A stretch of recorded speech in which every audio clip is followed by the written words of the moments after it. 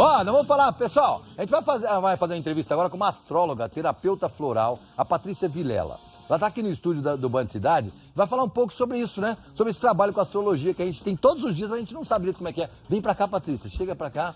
Seja bem-vinda. Obrigada. Muito obrigado por aceitar o nosso convite. Para falar desse assunto, que ele é divertido, a gente se diverte com ele, até porque todo mundo fala de astrologia, uns acreditam em umas coisas, outros acreditam em outras, mas é bom falar com quem realmente entende do assunto, né, Patrícia? Porque a gente fica acreditando em um monte de coisa.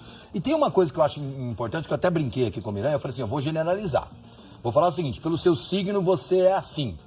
É assim mesmo que funciona? Eu posso falar assim de todas as pessoas de Gêmeos, que é o meu caso, vão trabalhar com televisão na vida? É assim que funciona, Patrícia? Não, na verdade não é nem um pouco assim que funciona.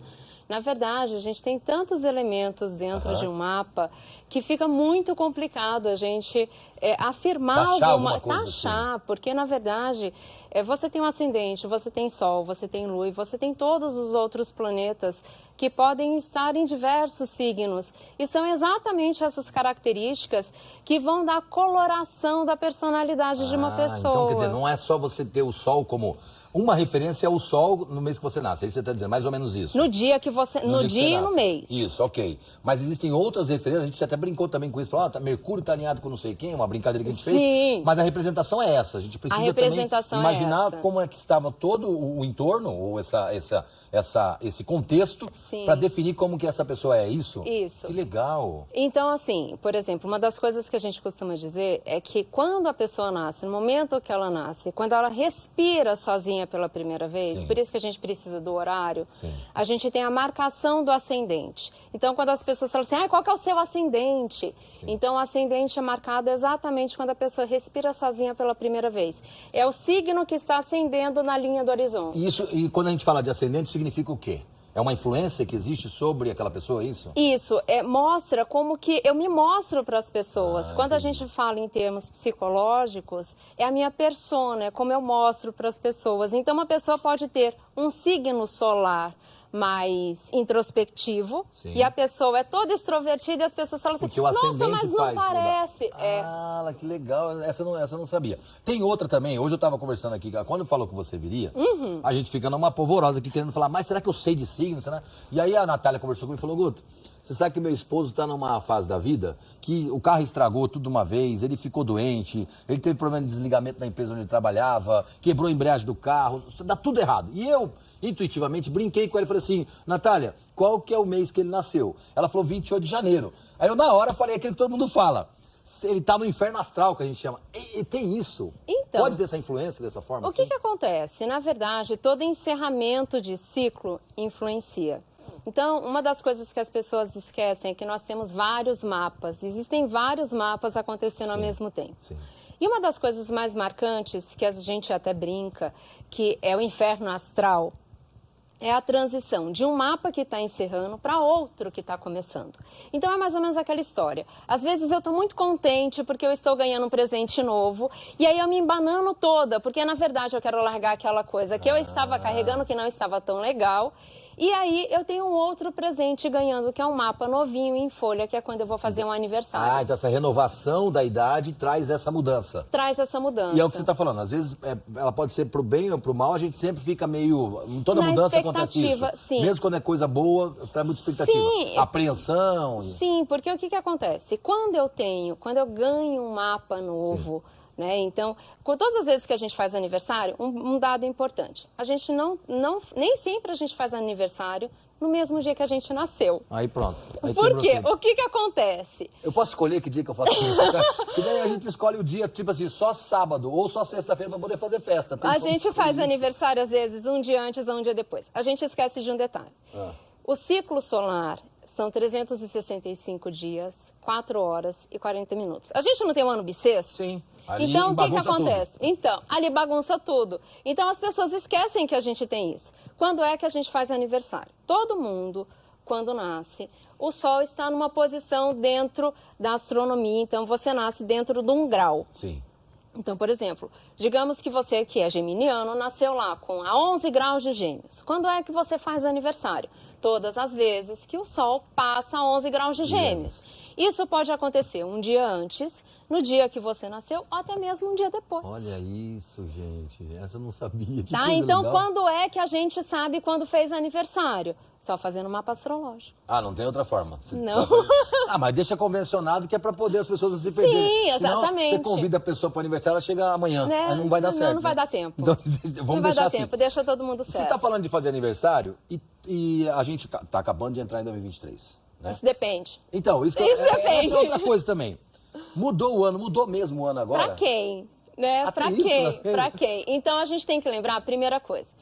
O calendário gregoriano foi instituído pelo Papa Gregório lá em 1500 e alguma coisa. É uma ação humana.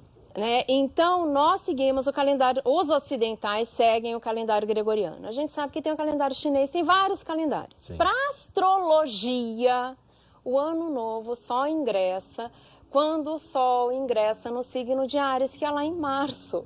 Então, astrologicamente, nós estamos ainda em 2022. Que doideira. Ou seja, não tem que mudar. O ano novo não chegou ainda, é isso? O ano novo para astrologia não chegou Mas lá em ainda. março tem um dia certo ou também depende do grau do... Depende. Ah, não vai.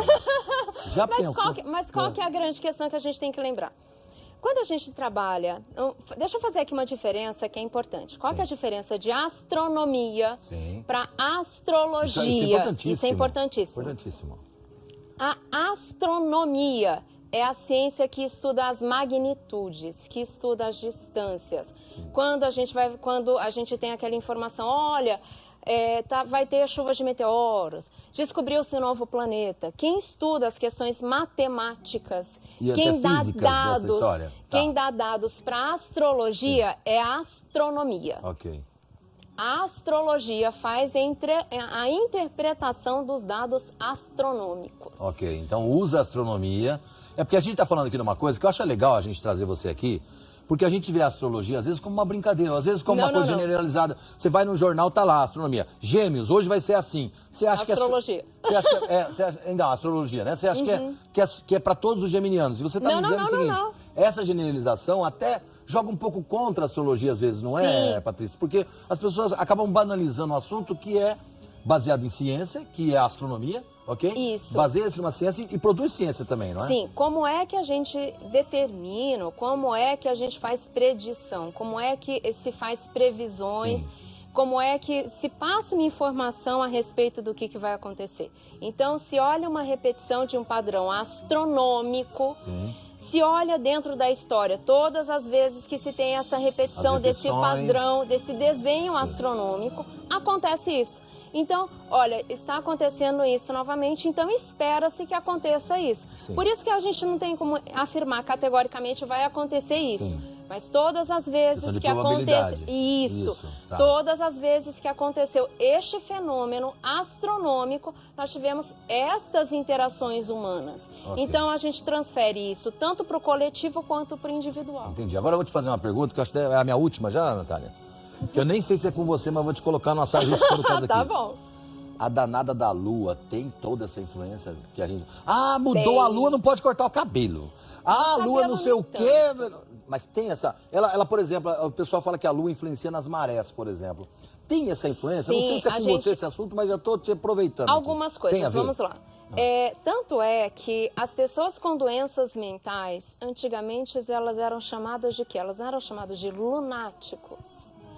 Elas não eram chamadas de lunáticos. Elas não eram chamadas de lunáticos à toa, tá? É porque, na verdade, inclusive, existem estudos científicos que comprovam que a influência da Lua alteram as ondas cerebrais. Porque a gente tem que lembrar o seguinte, se o nosso corpo tem mais de 70% de água e a aproximação gravitacional, a proximidade da Lua altera as marés, por que não vai alterar a gente? Claro, uma questão uma questão biológica. É uma questão lógica. E a gente tem que lembrar o seguinte, as águas, em termos psicológicos, falam a respeito das nossas emoções. Ah, não, mas daí é assunto, hein? E já aí eu puxando. quero saber. Eu tenho que trazer essa menina semana que vem de novo aqui, Natália. Chega, vamos ter que trazer semana... Porque agora tem até a... Como é que é a água? Não, nós vamos ter que trazer isso aqui semana que vem. Vamos ter que trazer. Olha, obrigado. Como é que faz para ter informações, melhores informações sobre esse assunto que você está falando? Tem uma página sua que a gente pode acessar? Eu vou terminar, Natália, só vou falar da página aqui. Vamos lá.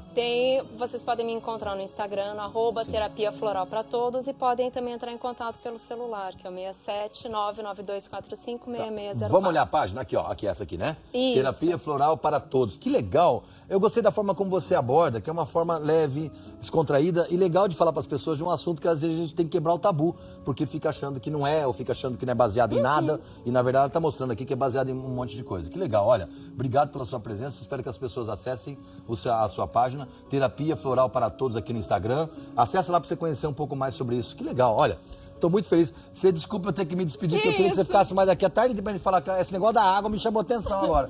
Quero saber como é que funciona isso. Depois a gente marca uma outra entrevista, tá bom? Obrigada. Obrigado, Patrícia. Sucesso para você. E feliz 2023 em março para você, tá bom? Obrigada.